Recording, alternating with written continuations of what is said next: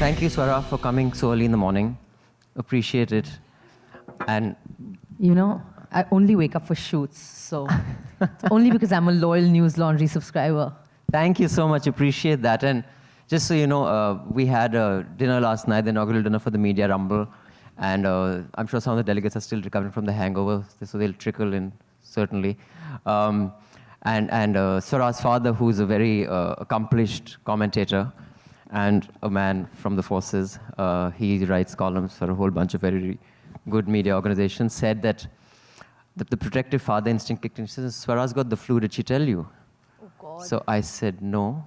He says, yeah, she'll be brave and try to come, but she has the flu. And then he paused, thinking, ki besharam bol de chhod. It's okay, forget it. But I didn't. So thank you so much for coming. He's just making sure that no one takes selfies with me after the session. So Swara needs an introduction. She's done some fantastic work over the last few years. And I certainly have been noticing her from the early days of the appearances that she used to make on cinema, and some really brave roles, some fantastic performances. But her most fantastic performance, I think, in today's day and age, and those of you who attended Gulzar Saab's session last evening, was that how people in the film industry have lost their voice. And in such a climate, a voice like hers is rare. So congratulations and thank you for that. I think that's wonderful, and can we have a huge round of applause on that, because until we support stuff like that, others will not step forward. But first, Swara, I want to come to the gender piece, because yesterday we released 2 reports in partnership with the UN and Oxfam on women representation in the media. And I'm not just talking about editors and editor-in-chiefs. I'm talking about op-ed space. And we didn't think the numbers would be great, but they were so dismal that it was depressing. In your experience in cinema, is there gender representation a little better? I mean, we don't have the data for it, but since you work in that space, we hear names like Meghna Gulzar or Zoya Akhtar. Zoya. It's good you're not an actor, Abhinandan. But just the environment, because I worked in a news organization that was held by a woman and then held by a man, the same organization, and it changes character. There is no doubt about it. So I've worked on Meera Nair's film set as a camera assistant, where I used to wrangle cable for Monsoon Wedding, and the environment there was very different. Meera didn't have to send out a memo that this is what you can and cannot do, but all the men on that set knew the language they could use, the things they could get away with or not. And it changes completely when a man's at the helm of affairs, and no memos are sent out. That's just how it is. So in your experience, all the cinema you've done, do you find that? And are there enough women in technical roles, leadership roles? Yeah, so firstly, hi everyone. The thing is that Bollywood has always had women from its very early sort of phases and stages, because, they needed women to be in front of the camera. And they've always had women so as in the performing roles. But very few people know that women also played a role behind the camera from early cinema onwards. I mean, Bombay Talkies was set up by a woman, and Devika Rani, right? Devika Rani. Yeah. She was one of the most powerful figures of the early Bombay cinema, that period. Famous kiss. She gave, I think it was Devika Rani, right? Yeah, it was. Yeah. She gave Dilip Kumar a break. So she was a huge figure in the early time. Very few people, I think, know that Nargis ji's mother was a music director.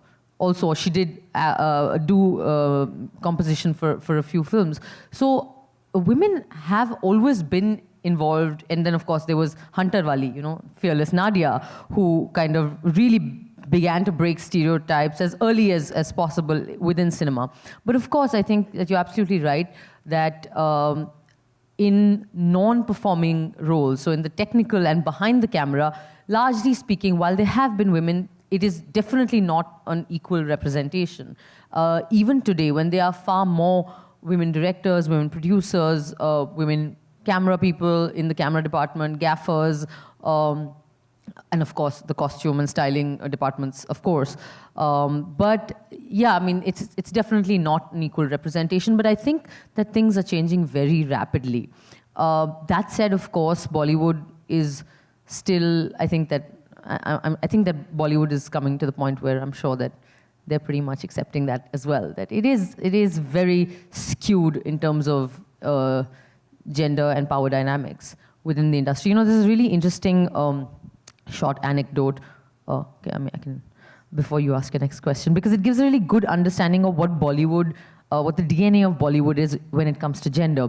So this is an anecdote that I've heard via various people, and I always say it, and some of you, I don't think anyone here has heard it, but basically, Kamal Amrohi Sahab was back then doing a film, he was writing a script, and he wasn't being able to find an entry scene for the heroine.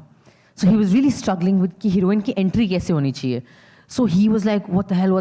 And his manager said, all right, let me kind of, look around and I'll find a writer. So they found a writer from Lucknow who they called from Lucknow, and he told Kamal Amrohi Sahab ki बहुत अच्छा नया लड़का है, बहुत अच्छा writer है, आप try करें, मतलब उसे बुला लेते हैं. So he came from Lucknow, and he was, of course, like, it was like the biggest thing in his life, like he was some Garib writer, and Kamal Amrohi, and he was like, oh my God. So he came and they had a meeting, and Kamal Sahab gave him his vision and told him the story, whatever.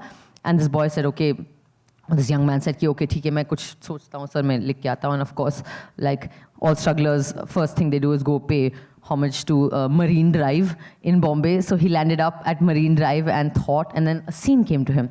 So he called up the manager and he said, I've cracked something, can I meet Kamal Sahab? And he was like, already? And he said, हाँ. He said, ठीक है, आप कल सुबह आ जाइए. So this boy came in the morning and he told Kamal Sahab कि sir, scene ऐसा है कि हीरो जो है वो पतंगबाजी कर रहा है छत पे और पतंग उड़ा रहा है और उसकी पतंग कट जाती है और वो भागता है पतंग के पीछे और वो छत फांदता है और लांगता है और वो कूद के जाता है और हम ये ऐसे शॉट ले सकते हैं दौड़ते हुए हीरो का और वो छत फांद रहा है वो पतंग उड़ती जा रही है और वो पतंग उड़ते उड़ते एक दूसरे मोहल्ले से होके एक गली से मुड़ के वो जाके किसी एक साइकिल रिक्शे पे कोई बैठा है वो किसी के चेहरे पे लगती है और वो जिसके चेहरे पे लगी है वो शख्स पतंग को हटाता है और वो हीरोइन का चेहरा है. And everyone in the office was like wow, मतलब क्या सीन है, लाइक कमाल, क्या एंट्री है हीरोइन की. नॉल Kamal Sahab heard it and he said हाँ बहुत बढ़िया. Turn to his manager and said भाई साहब इनकी टिकट कटा दो वापस लखनऊ की. So this guy was like कि माफ़ करिएगा क्या हो गया, मतलब अच्छा नहीं लगा आपको, कुछ दिक्कत हो गई, गलती है. सो इट सीम्स दैट कमाल साहब सेड टू हिम, बरखुदार हमारे हीरो की पतंग नहीं कटती. and I thought that it's a great anecdote, it's a great line, but it is so telling. It is so telling of how, for the longest time, Bollywood wrote its female characters. You know, that you could never have a female character doing anything at the expense of the hero or the male character. And I think that when it comes to gender and cinema, I think that has really been a very recognizable feature of Hindi films. And I think that is changing now. And that is why today's Bollywood is so interesting. I mean, it's always been interesting, but that's what's special and different now and exciting for actresses like me. Okay, I thought that anecdote would end with, and then Kamal Amrohi Sahab rejected it, and Salman Khan used it in that Pahalwan film. You know isn't that how it starts? With oh, really? Is it? Oh, yeah. What was it called? Rustam, Sultan, right? You have no career in Bollywood, no, okay? I do. Yeah, I'm just saying. I'm just bad with names. But otherwise, I have the scene etched in my memory, but names escape me. So, you know, speaking of gender, I am active on social media as well, and being a news professional in such a partisan time, you know, you're used to being attacked now, and it doesn't bother me at all because it's something that comes with the territory, and you know. Until you get tagged in a tweet with me. Yes, and I thought, you know, you face the worst, kya bol denge, you know, because a lot of people say, oh, this is terrible, and I got trolled, and I mean, often I have seen panels, and you know, I was on watching a panel once with Shashi Tharoor, Omar Abdullah, and I forget the third person, a politician as well. And okay, fine, don't rub it in. It was Simranjit Badal, Harsimran Badal. No career in politics either. So yeah, clearly, I'm stuck with news. And they, about 30 minutes of that panel discussion, they were just whining about we were trolled on social media. I'm like, dude, they're politicians. I mean, that's hardly anything. But then I tweeted something that was making fun of a panelist who often screams at prime time. And I got my usual abuse and trash for it. And then Swara retweeted it. And then the next 3 days, the quantity and quality of the data coming in through those 240 characters blew my mind. And I said, we can say we know what it's like being a woman, we don't know. Just like I used to say, I know what it's like being a Muslim. I didn't until I was pulled out when I was in my dadi and white kurta pajama at the LA airport. And, I was like, dude, if I had to deal with this every day, I would be angry. But it's really horrible to be on social media if you're an opinionated woman. Why do you do it? And why do you think that is? You think it is unique to any one culture? Because we see a lot of that happening in the US as well. People of color and women are abused more than white men. And where does this come from? Why do you think they think it's an easy target, or there's some bhadas that they take out? Why women? Why do you do it is a question my family asks me every day, and some of my friends as well. Yeah, I don't know, man. I'm a real idiot, basically. I don't know. I have some really thick skin. No, honestly, I think that I didn't, I came onto social media because my PR forced me to, and then they regretted it every single day of their lives because they didn't know what they were unleashing. But I think that I didn't realize when initially I was on it, I didn't realize that it's going to get so vicious and it's going to get so organized in terms of the trolling. And I did not realize that basically it's like the minute you tweet or like or retweet something, it is getting stored in an archive. And so it is going to be there forever. So partly I didn't realize all these things, but I think when I came to think about it and actually consciously asked myself, like, why, what the hell are you doing and why are you doing this? It just began to seem to me that, in the world we live in today, technology and social media and all these platforms are a very integral part of our life. I mean, I don't think any of us has a conversation where after 10 minutes we haven't either checked our Instagram or Twitter or whatever. And if there's someone with whom you can talk without looking at your phone, marry that person. Because there are very few such people, who are, just everything has changed about how we interact. And I just feel that social media is also a public sphere. It's a public space, like a road is, a restaurant is, a bus stop is. So the manner in which we expect our public spaces to be safe, to have civic conduct, to have decent behavior, and where eve teasing is not okay. Our virtual public spaces should have the same kind of, Courtesy, kind of courtesy and same etiquette, and we should expect that from our from our virtual public spaces as well. And I think that the whole, why should we cede that space to a group of people only because they're noisier, they're more potty-mouthed, and they are more organized and have a lot of backing and money behind them?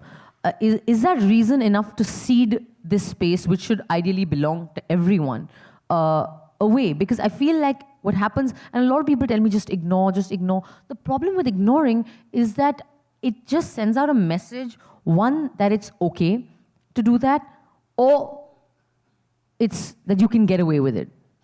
And I don't think we should create a culture where there is, this kind of an attitude that you can verbally abuse women or men or anybody or minorities and get away with it. Have there been any consequences to the people who've threatened you, or while you push back as a social media user, but have there been any real life consequences for people who put out outright threats? Well, not yet, thankfully, and don't give them ideas. But I get a lot of, right around the election, because I was also campaigning for some of the opposition people, and we all saw how that turned out. So yeah. So around that time, there was a lot of this, people randomly at airports like asking for selfies but recording saw that. videos and being like, "Aayega to Modi hi," and I was like, "Yeah, okay."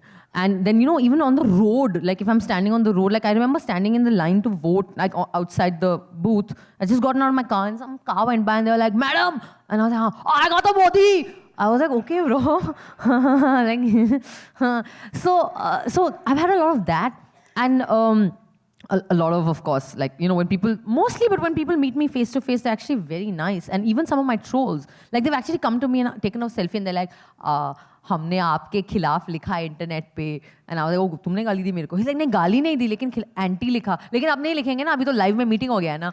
So I was like, okay then. So it's really, I think why it happens is because there, as a society, we are so inured to gender violence. I mean, it doesn't bother us. It really doesn't. I mean, we have films that show a certain kind of casual violence against women as love.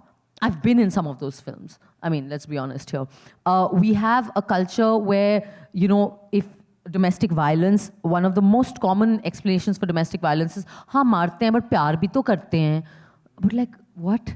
So, the Bollywood, I mean, and Bollywood has a huge role to play in it, of course. But I think that it's really reflective of the fact that gender violence and issues around gender are really something that we have to keep kind of bringing people's attention to. People don't, and it's so easy. I mean, it's so you're anonymous. You can say what you want. There's no accountability. Maze karo. But you think to move forward from there for any change, you think there have to be real life consequences to someone who threatens, a lady on social media? I know that there was one arrest, following. I don't know if the person was arrested, but the police took cognizance of it and he apologized. He had, I think, threatened a journalist with rape or something on social media. So unless there's real life consequences, just I think social kind of making people aware, would it change anything? Or you think there have to be real life consequences?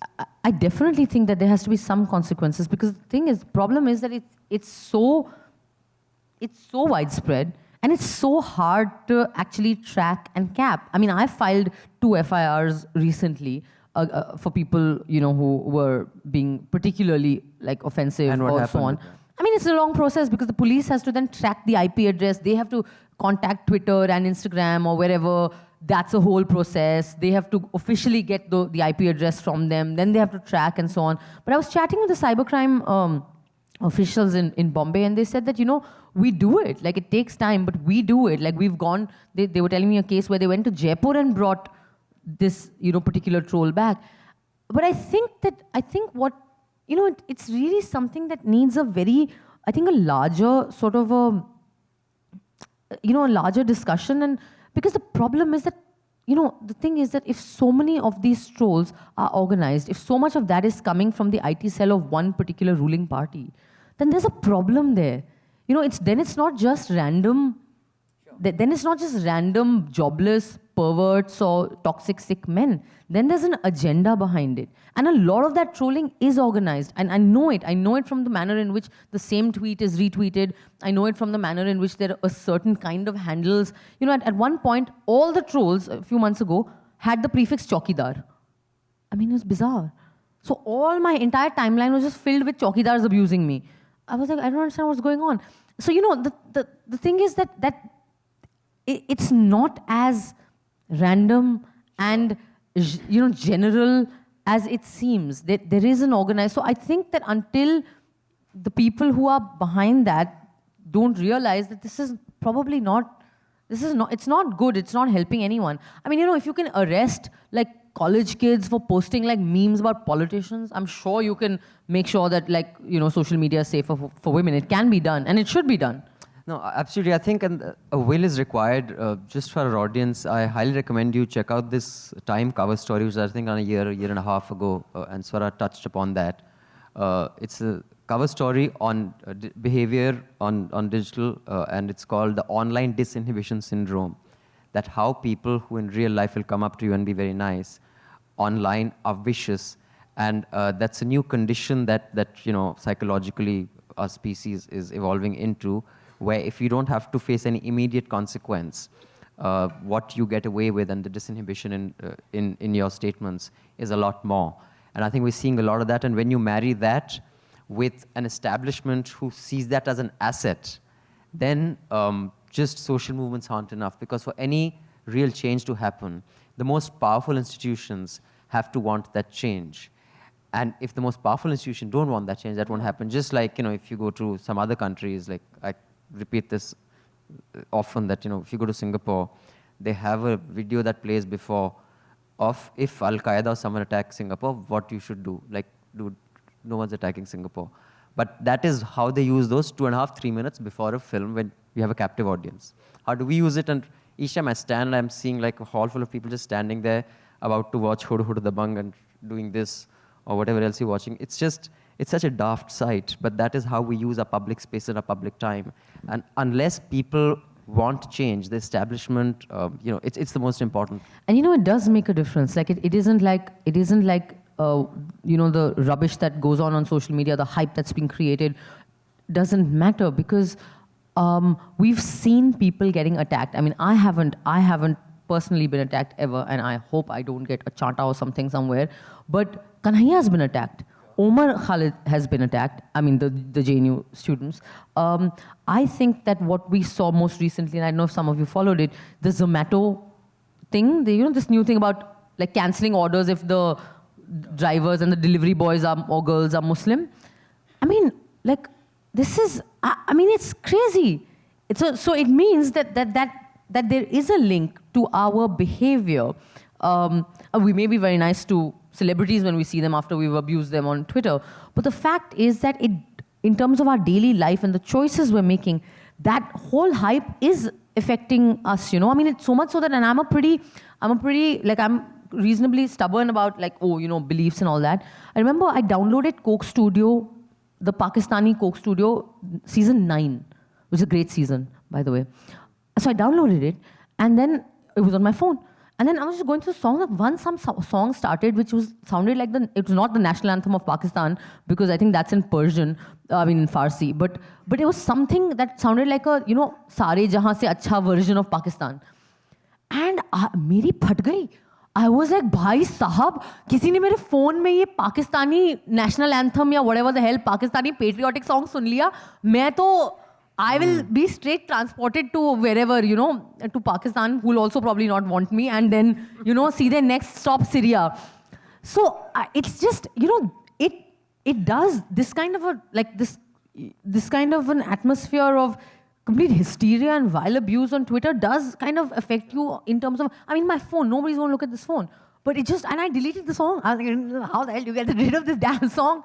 And I didn't understand all the words. It was in very chaste Urdu or whatever. But I was like, I don't want anything that, says Pakistan, Zindabad, and some other nice words all together in one line in my phone. So, yeah. So, when it comes to the kind of cinema that's been made, or Netflix and the arrival of all these platforms, you think the kind of content and the stories that are being told and the content generated has changed how women are represented? And because we also had an unveiling of a report on caste, the numbers of which are just the worst, as far as leadership positions in news media are concerned, Hindi and English. There was Masan, of course, which is a beautifully told story. I think in some sense, Court also touched upon that beautifully. Do you see a lot more work like that coming? Have you been offered work like that? Do you see, ironically enough, the internet that has caused the most horrible and horrific behavior of people online also being the answers to tell stories that haven't been told so far? Absolutely. I hope that not just the internet, but I hope that our films continue to push boundaries and tell stories that have not been told and do things that they themselves or we ourselves as an industry haven't done. But, it's really a question of, and I think that the internet has definitely opened a space, because so far it is relatively free. There is not as much censorship, and there is not a CBFC to get a certificate from. There isn't the pressure of box office. So luckily there's no, this fear of your film being banned. It's a very real fear in Bollywood. But interestingly, somehow there is a sort of self-censorship that exists even on the web sort of platforms and channels, and it's not. And I know that, I mean, there is obviously a directive from the government in terms of, you know, what is acceptable, what is not acceptable, and which is fine. But I know for sure that there is, you know, that it's just the whole business of creating content is now one which is so sort of vexed with questions of what the backlash will be. Mm-hmm. And that's true for the web. And that's true for films, of course. I mean, films, people are petrified. I mean, it's just... You see that certain stories aren't being told. In fact, No. yesterday Gulzar Saab said कि पहले trend था कि film maker जो भी establishment है उसके खिलाफ फिल्में बनाएंगे. अभी नया ट्रेंड चला है, जो भी एस्टैब्लिशमेंट है उनकी जय में फिल्म बनती है. पहले तो ये नहीं होता था.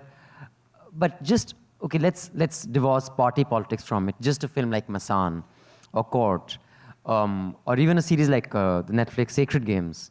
There's certain aspects that it touches upon are blind spots in society that have existed for a long time.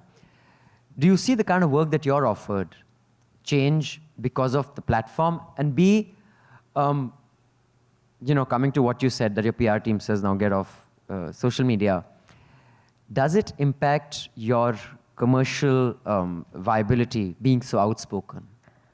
Yeah, I don't want to answer that question. Well, it definitely has an impact. I mean, I have increasingly seen a very sort of, how should we put this politely, a very cagey reaction from a lot of people in the industry and brands as well when it comes to if I'm being associated with anything. Because as I said, that the thing with this whole online, and a lot of stuff is online now, a lot of marketing is online, a lot of the publicity for any content you're working on is online. And my trolls are very organized, they're very hardworking, they never take a break. So the moment I do something where I'm associating with a brand, immediately, like literally within 5 minutes, a hashtag boycott that brand campaign will start. And brands and producers and, you know, makers are obviously very worried because for them it's, you know, it's a product that is on the line that has to be sold, and that troll may or may not be their consumer, you know, their target TG, whatever target group, and so on. So yeah, I mean, I lost 4 brands during the campaigns that I was doing, the electoral campaigns, and things. 2 of them were things that were confirmed, and then they were later like, no, sorry, and a couple of events. So there is definitely a real sort of economic, you know, there is an economic price to pay, so to speak. But honestly, I will say that I don't entirely, I mean, I actually get where these people are coming from. Because the thing is that if the atmosphere is so volatile, where you're going to punish people for, you know, the views they hold, and you're going to then punish everyone associated with the people for the views they hold, at the end of the day, it's business. Yeah. It's, you know, they have to look at their, just give a huge round of applause to Max Essay Award winner. Right here, right now. I have to stop it, and I have to do this. आइए रवीश बैठिए. बधाई हो sir. Sit, Ravish. Okay, you know what we'll do since Ravish is here? I'll vacate the stage 10 minutes early after I've spoken to Swara, and I'll let Swara speak to him. She does the interview. Please, Oh Ravish, my have God. a seat. Yeah? Okay. Congratulations. Please have a seat. Let's continue. And then at maybe, just give me a visual cue. When we have 10 minutes, we'll have Swara interview Ravish. I don't think anyone wants to listen to my answer anymore. No, so no, we do. I'm No, okay no, we do. and I don't want to listen to my answer anymore. No, I do. I have nothing to say. अरे मेरे सवालों का क्या होगा? So yeah, there is, anyway, cutting a long story short, the atmosphere is very volatile. Brands and films are being made to pay. I remember the Kathua placard campaign that a bunch of us did after the Kathua case, Bollywood actresses actually, all of them. And immediately this boycott Veeredi wedding campaign started. what gives me a lot of hope is that it didn't affect the business of the film at all. Veer opened at 10 plus crores on the first day. It was the highest female-led opening for any Bollywood film ever. And it continued to grow at a pace. It was it's great. It was the highest grossing film of the first quarter of 2018. And so it didn't sort of harm the business of the film, and that is the one sort of little sliver of hope that I keep holding on to and telling all my producers. But Bollywood is scared. It's worried, legitimately so, because it is very vulnerable. Producers are vulnerable. They are at every stage. They need clearance from the government in different ways. They are susceptible to random organizations like that whole Karni Sena controversy that happened during Padmavat. They're vulnerable to all kinds of random acts of violence. You don't know then whether the government will support you, will step in, and this is not just, I want to say, it's not just this government. This happened with the previous government with films like Arakshan as well. Right. It was amazing, the case of Arakshan. Arakshan was a film on reservation, and basis the trailer, both pro-reservation groups and anti-reservation groups started protesting. Nobody had seen the film. They were both protesting. The film got banned in 3 states without it being, I don't know if they even viewed it when the state governments banned it. And it was the states where Prakash Jha's films make the most money. One of them was Uttar Pradesh. And it took him 3 weeks or 2 weeks to get clearance from the High Court to actually release the films, by which time pirated copies had been made, and it really harmed the film. The financial consequences are immense. But if I may just kind of try to strategize for you, they say, first make the pie big and then distribute it, which is the economic kind of argument made for growth being a very important number, even if you want income inequalities to go down. Is there wisdom in saying, okay, I will not be so opinionated, and जैसा कहते हैं, आपका सितारा परचम पर है अभी, and I'm sure you get a lot of offers, but there would be more significant offers if people did not want a controversial person. I'm trying, Papa. I'm really trying. बेटा, हमारे डैडी बोलते थे कि no, but I'm just saying, right, if you do that, right. and then when you're like Michael Jordan, and then if you say like stop playing basketball, everyone stop playing basketball. Is there wisdom to that? Have you ever? I mean, I really do try the best I can, and I never, I try very hard not to sort of comment on things when, but then, then things like, now rape victim, her lawyer mother randomly getting hit by a truck, which has its nameplate blackened, happen, and you're just like, what the hell is going on? And you must speak up then. And I mean, shouldn't we all be like, not just speaking up, but yelling, screaming, getting on streets, doing something? Like, it's like, there'll always be something at stake. They really will. And if we continue to be scared of what the consequences are, we're never going to be able to, there'll always be a consequence for whatever choice you make. Whether, so it's just really a question of, you have to ask yourself, what price am I willing to pay? And then you have to convince your family about it and your management. But otherwise, you get enough work even though you are South. You're making me very scared now. I have to go back and look at all my offers and all. Yeah, I mean, a lot of people have told me that, Swara, you have to be careful. And like, I feel like a lot of people are more scared for me than I am for myself. And that's very sweet. But it's not too bad. I mean, I'm getting good work and I'm doing well and I'm here. And well, you're still calling me Abhinandan. Yes, absolutely. Yeah. And we are privileged to have you, and thank you so much. How much time do you have left? Because I want to take audience questions, because then they'll say that, okay, I'm just going to take 5 minutes of audience questions, and then I'll let you call Ravish and interview him. And then why don't you grill him? And then I'm not going to grill him. No, you must. Let's. Ab mauka mila hai, jaan nahi We have to dena. call Vivek Agnihotri to grill him. I can't. This white kurta is not going to do it. Okay, we'll have questions for her. Sorry, just 5 minutes, because then we'll have her talk to Ravish. Since Ravish is here, thank you for coming. Let me start from the back somewhere, because then we'll come up here. Okay, that young lady there. Let's go with the ladies, since they're so underrepresented in media anyway. Yeah, you were talking of toxic masculinity in the film industry.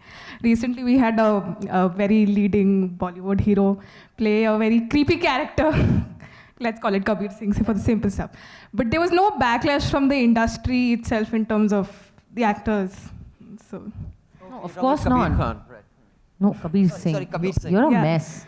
I mean, what was problematic was the director seems to have rationalized it as, you know, like if in a domestic partnership, you don't have the freedom to violate physically or mentally your partner, you know, that's not a Is relationship. it even love?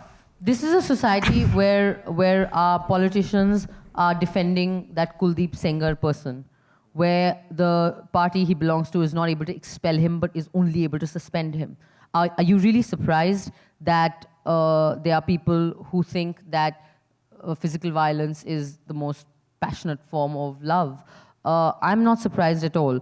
And the thing is that honestly, I wouldn't, you know, I don't expect the backlash to come from Bollywood for Kabir Singh, because it really shouldn't. It is ultimately a colleague's film, and it is, it's there is a lot of sense in Bollywood that we shouldn't run down the work of one of our own, and you know, why should we? And so, and in some way, I can understand where that's coming from, but my question is, why the hell did that film make 250 crores or 200 plus crores or whatever? That's not because of Bollywood. That's because audiences in Delhi, in Bombay, in the metros have gone to watch that film, including girls.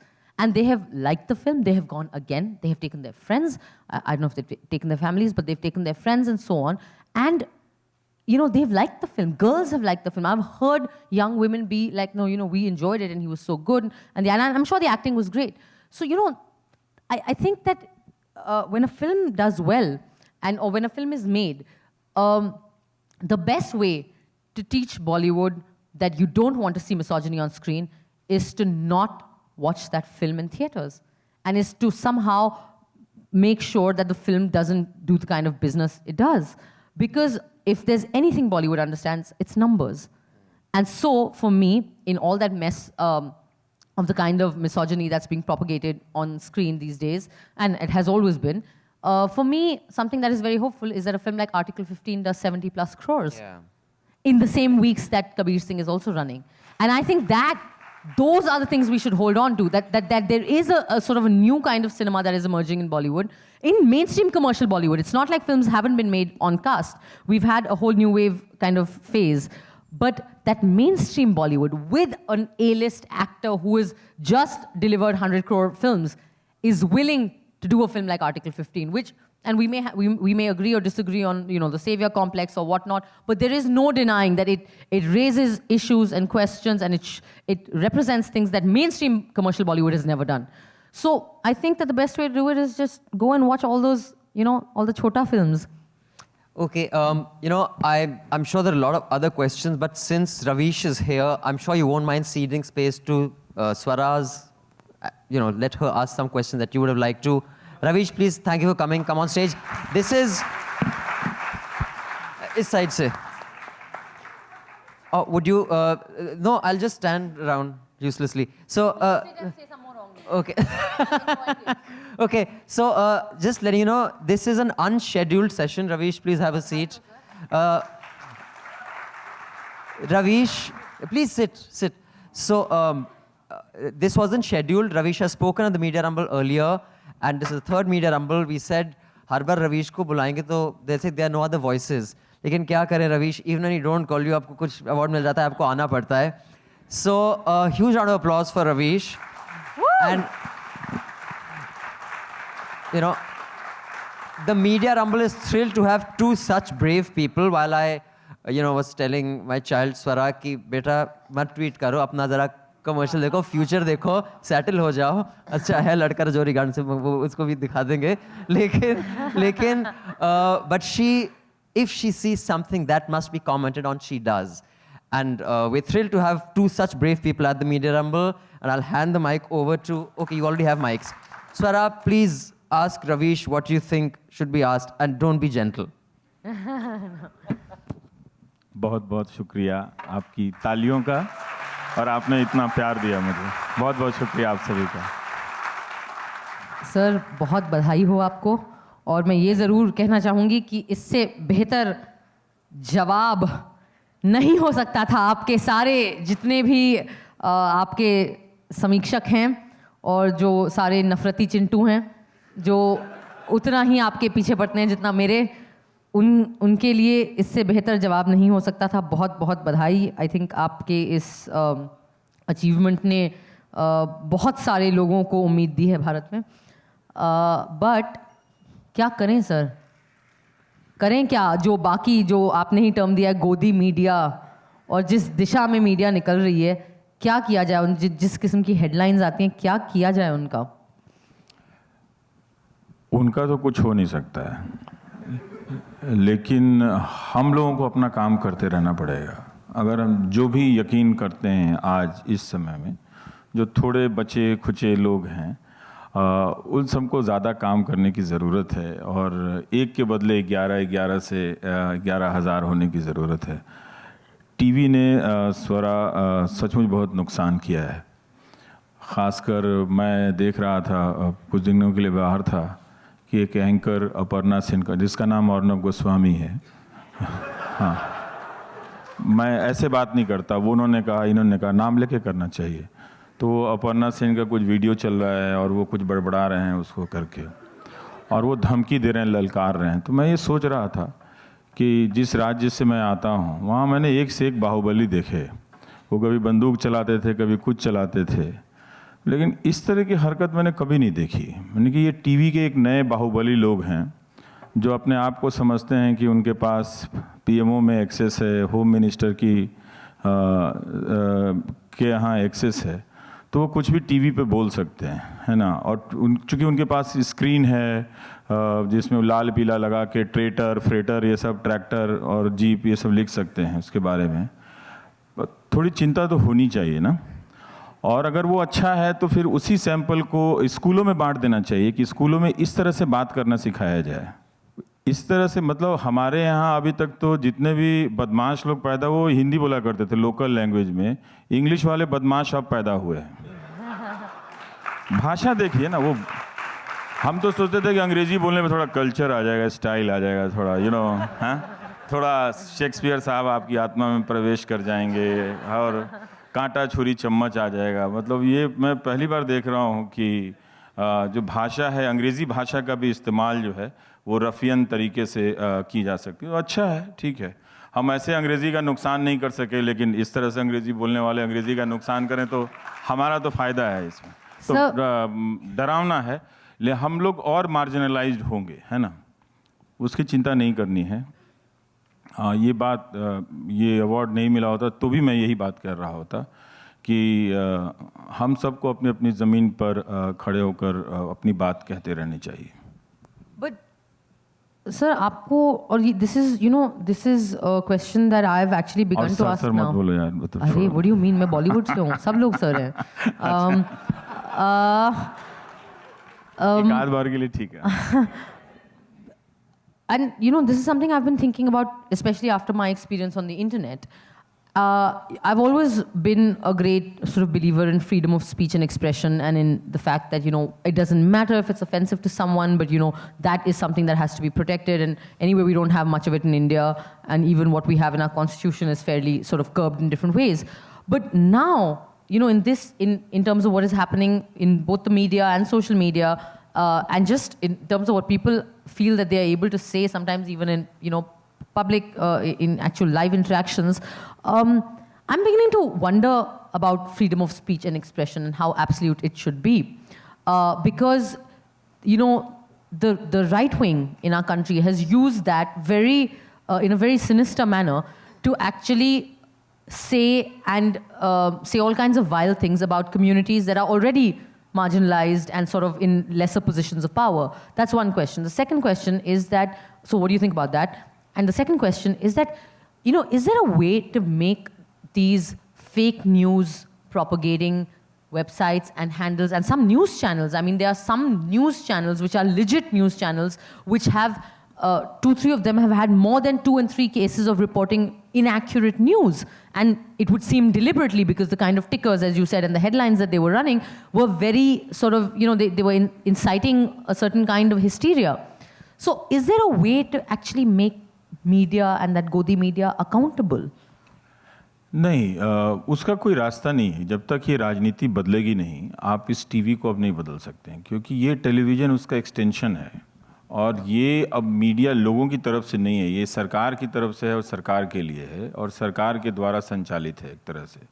तो इसमें हम तो अब नहीं बदल सकते हैं, लोगों को ही बदला जा सकता है, उन्हीं से कहा जा सकता है कि आप ये जो देख रहे हैं, इतना ध्यान रखना चाहिए कि अगर ये न्यूज़ चैनल वाले जिसको मार्जिनलाइज्ड कहते हैं, सीधा सीधा बोलना चाहिए कि अगर मुसलमानों को लेकर अगर इस तरह की धारणाएं फैला रहे हैं तो वो कर क्या रहे हैं? वो कर ये रहे हैं कि हिंदू कम्युनिटी में डर पैदा कर रहे हैं और उन बच्चों को जिन्हें अभी समझने की ज़रूरत है, जब बड़े लोग भी, उन सब में एक कम्युनलाइजेशन की प्रक्रिया को वो रिइंस्टेट कर रहे हैं, उसको लेजिटिमाइज कर रहे हैं ना। तो जब आप कम्युनल हो जाएंगे, मैं तो लड़कियों की चिंता करता हूँ कि उनकी शादी होगी कैसे कम्युनल लोगों के साथ, और बाप रे बाप, है तो डर भी लगता है कि होगा क्या। मतलब इस दुनिया में अगर आपके बच्चे इस तरह से मुसलमानों के प्रति नफ़रत को पालते पालते बड़े होंगे, वो किसी पार्टी को वोट दे सकते हैं, उसके बगैर भी आप बिना नफ़रत किए हुए भी बीजेपी को वोट दे सकते हैं, ये तो कोई बड़ी बात नहीं है। लेकिन ये कम्युनलाइजेशन अब जाएगा नहीं, क्योंकि ये वेपन है और इसके बदले सरकार को बहुत फ़ायदा होता है और ये एक वॉल बन गया है, क्योंकि ताकि जो रियल इश्यूज़ हैं वो उठ के ना आएँ और वो मल्टीप्लाई ना करे। तो जो जहाँ है और वो लाखों की संख्या में है, तो नंबर मीनिंगलेस होता जा रहा है स्वरा। अभी देखिए कि रेलवे के बहुत सारे कॉरपोरेशंस में मार्च हो रहे हैं, लोग रोज़ दोपहर को लोग निकलते हैं और मार्च करते हैं कि हमारा प्रोटेस्ट है। लेकिन अब वो लोग क्या हैं, वो कंज्यूमर हैं उसी मीडिया के, उसी मीडिया को देखते हैं। अब कहीं कवरेज नहीं है तो फ्रस्ट्रेशन में अपना ही वीडियो बना के व्हाट्सअप कर रहे हैं सब आपस में, और कुछ मुझे भेज देते हैं, बाकी सब वो कहीं खो जाता है। तो ये लोग जो है, तो टेलीविज़न क्या कर रहा है, मीडिया क्या कर रहा है कि लोगों को एलिमिनेट कर रहा है और पावर को लोगों का रिप्रेजेंटेटिव इस तरह से बना दिया है कि अब लोग की कोई ज़रूरत नहीं है। तो ये बदलेगा क्या? इतने सारे चैनल को हम नहीं बदल सकते हैं। ख़ासकर ये बड़ा शर्मनाक है कि हमारा कॉरपोरेट उन सब चैनलों को, उन सब कार्यक्रमों को स्पॉन्सर करता है जो धर्मांधता, जिंगोइज़्म, और ये दुनिया को बताना चाहिए कि ये लोग जो ब्लैक सूट में पहन के मैगजीन के कवर पे हीरो बन के आते हैं, दरअसल ये लोग सारे कम्युनल बिगटरी, जो ये सारी चीज़ें हैं, फोबिया है, इन सब को स्पॉन्सर करते हैं।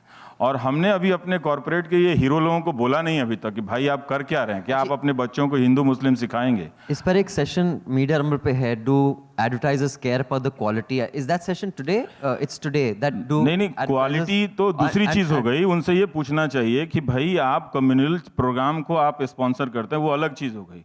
क्वालिटी तो हमारा खराब हो सकता है, आपका थोड़ा अच्छा हो सकता है। Quality it's a euphemism for what you saying, but we thought we'd keep it polite. लेकिन ये नहीं बदलने वाला, क्योंकि इन सब चीज़ों के लिए आज बहुत स्पॉन्सरशिप है। जितने भी ये सब न्यूज़ फैलाने वाले लोग हैं, कम्युनल चीज़ें फैलाने वाले हैं, इनको सैडली हमारा कॉरपोरेट बहुत सपोर्ट करता है।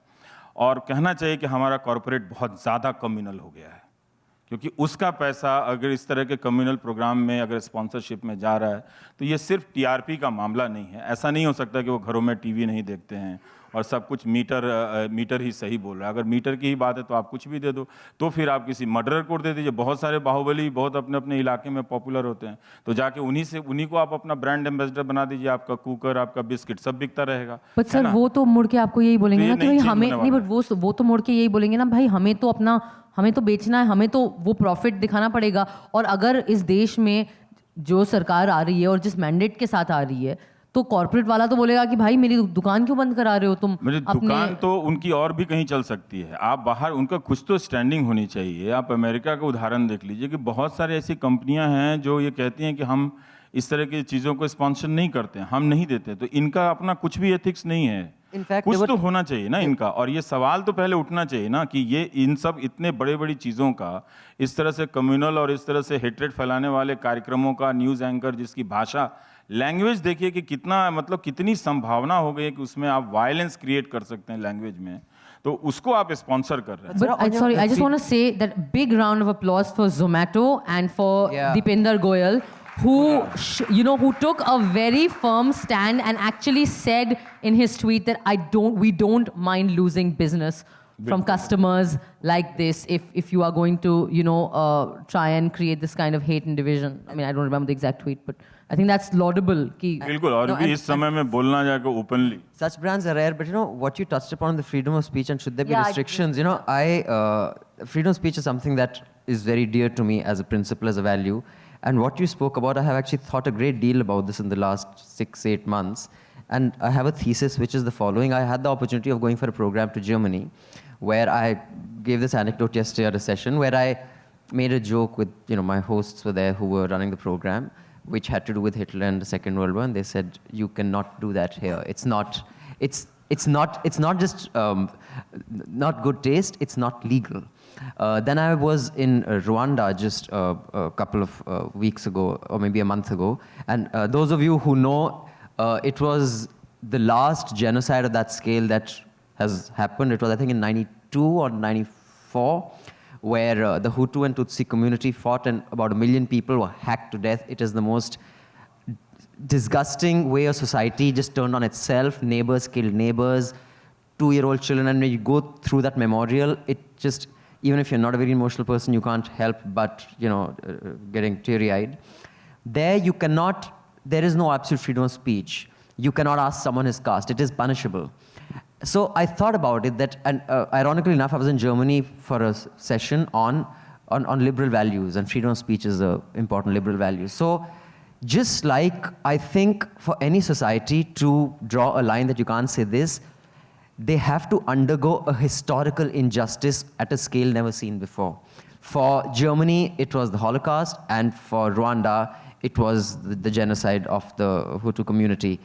But it's like, and I'm saying this purely as an observation. I'm not attaching a value to it, it's a good thing or a bad thing, but just like in Minority Report, you can't punish someone for thinking something. You have to do it. Just like, you know, Bush was criticized for, you know, that person may have done something, so we take him into custody. If he hasn't done it yet, you cannot punish him. Similarly, for a society to put restrictions on freedom of speech, unfortunately, until the society bears the brunt of a historical injustice at a scale never seen before, then you will say, okay, now you can't say this. But until then, unfortunately, we'll have to wait for something that ugly to happen for there to be I'm leaving this session just filled with so much hope. Ravi ji कह रहे हैं कुछ नहीं हो सकता है, ये कह रहे हैं एक हिस्टोरिकल इंजस्टिस का इंतजार करना पड़ेगा. जो उन चैनलों का कुछ नहीं हो सकता, इसका मतलब नहीं कि दुनिया का कुछ नहीं हो सकता है. मैं उन 4 चैनलों की बात कर रहा हूँ, उन 5 चैनलों की बात कर रहा हूँ. दुनिया उससे भी बड़ी है.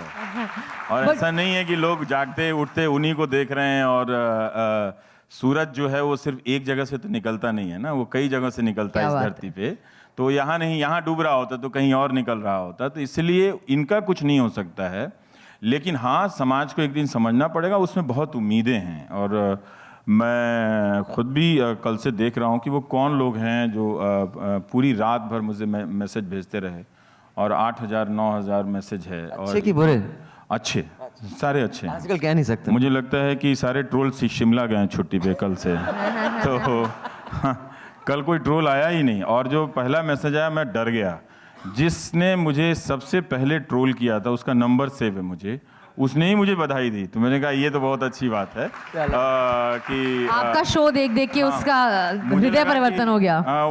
मैं खोलने से पहले सोच रहा था कि ये जरूर इसमें गालियां होंगी, लेकिन वो अच्छी बातें उसने लिखी थी कि मुझे बड़ा गर्व है. फिर मुझे लगा कि शायद ये इतने दिनों में भूल गया होगा, लेकिन कोई बात नहीं, ये अच्छी बात है.